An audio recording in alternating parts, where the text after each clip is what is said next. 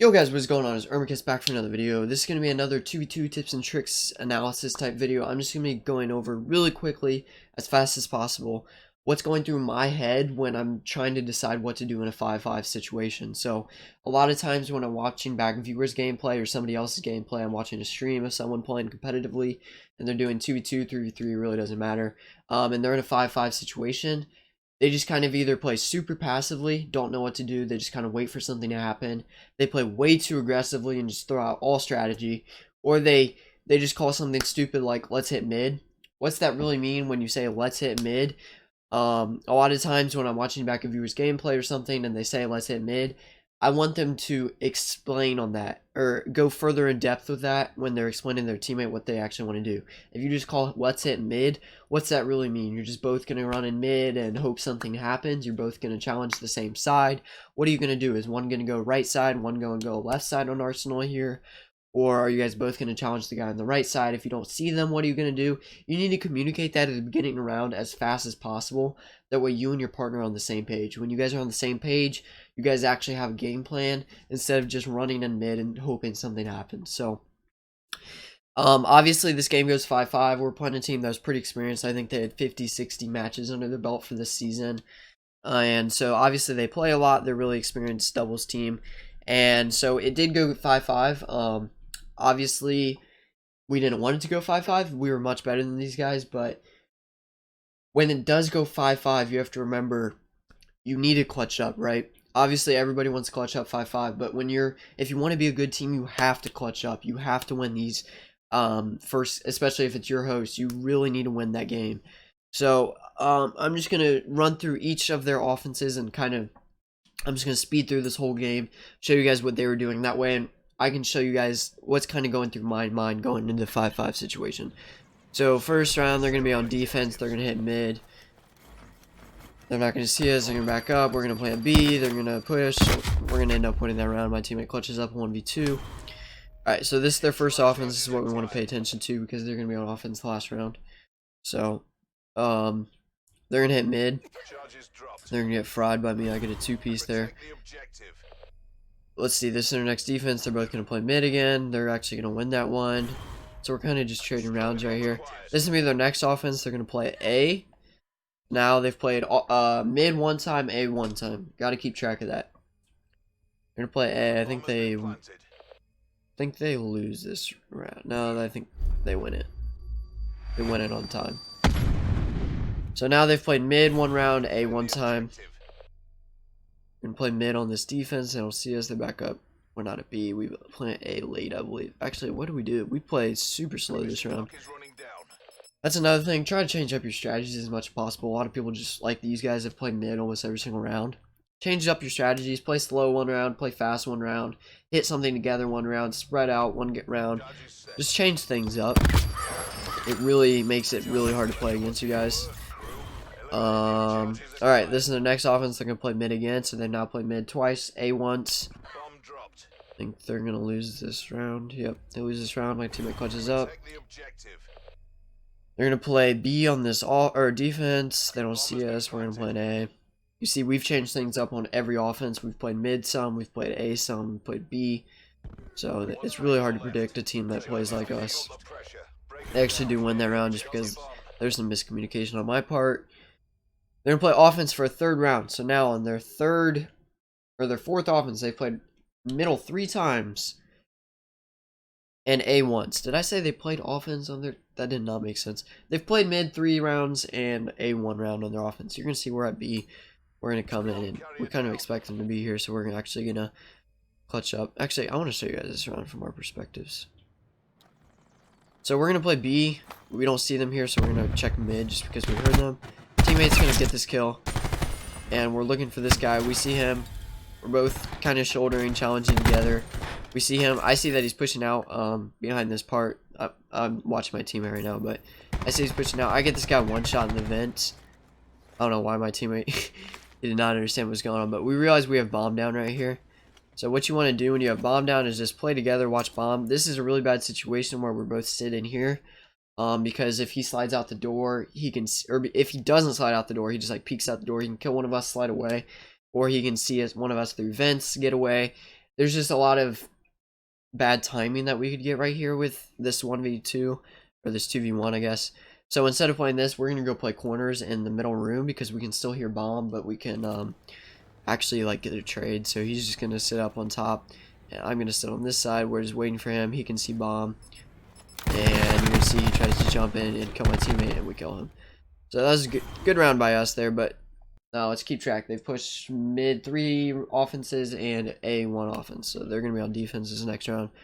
They're both going to hit A. They're playing pretty well in defense. We're both actually going to hit mid this time. They see us push through. We're going to push through into their spawn, and they're going to push out. They think we're going B. We actually go up to A, I believe. Plant A late. And my teammate gets a huge 1v2 right there. He went off this game. I think that was the third 1v2 he got, or third 1v1 at least he clutched up. Let's see. I missed that. They're going to play offense again and play mid again. So, at this point, they've played offense 5 rounds, 4 of which they've gone mid, 1 of which they went A. And you see, we pushed through A side, and this dude made the weirdest play. He actually challenged us when he was running through a choke point. He knew we were here. He decided to slide through. My teammate called out an RC. It was literally not his fault. We did not expect this guy to run through the door and challenge us, because he was running through a door and there was 2 of us in this room. It just didn't make sense. So he literally got the luckiest play right there. But now they're going to be on offense. This is 5-5. They've played mid 4 rounds. They played A 1 round. So what are we going to do? They haven't played B at all. A lot of teams in 5-5 situations like to do something they haven't done. They like to get aggressive and make some crazy call. So what are we thinking? We hit through A last round. They were in mid. We decide they've gone mid 4 rounds. They went A 1 round. So if they go A again, let's just hit through A again. If they're at A, we'll have the advantage. We'll be 2-2 or 2v2ing them at A, and we'll have the head glitches and stuff on our favor. If they go B, we'll flank all the way through their spawn, come up behind them, so that we're coming behind them. It's really hard to counter that if you're planning B and they actually come through your spawn. Unless they're planning for our spawn and they somehow know we're coming behind them, which is super unlikely. The other thing they can do is hit through mid and go either A or B. We're kind of expecting them to do that. If you actually watch my POV from the game, you expect, or you hear me call out that they might be pushing through mid to play our spawn. Well, let's see. They're going to play B this round. So in my head, I'm thinking they're probably either going to push B because they haven't done it this entire game, and they expect us not to expect them to push B, even though I expected it. Or they're going to push mid again just because they've done that 5 times or 4 times.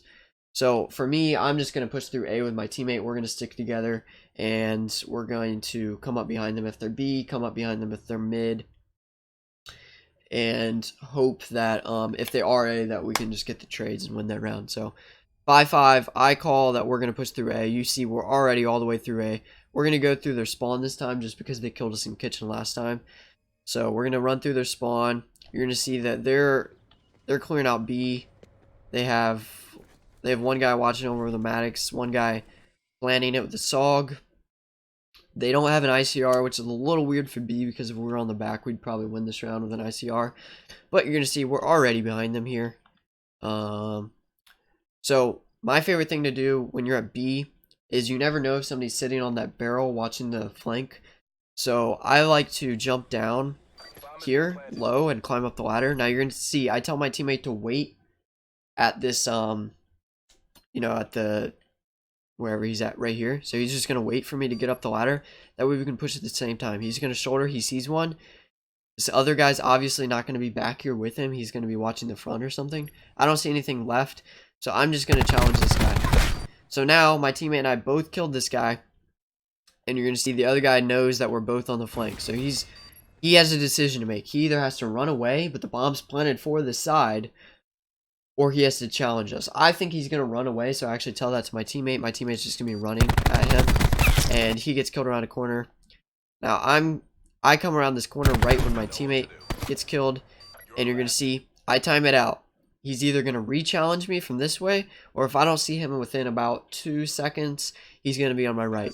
So I turn right, there he is, he slides around the corner, he's at an extreme disadvantage.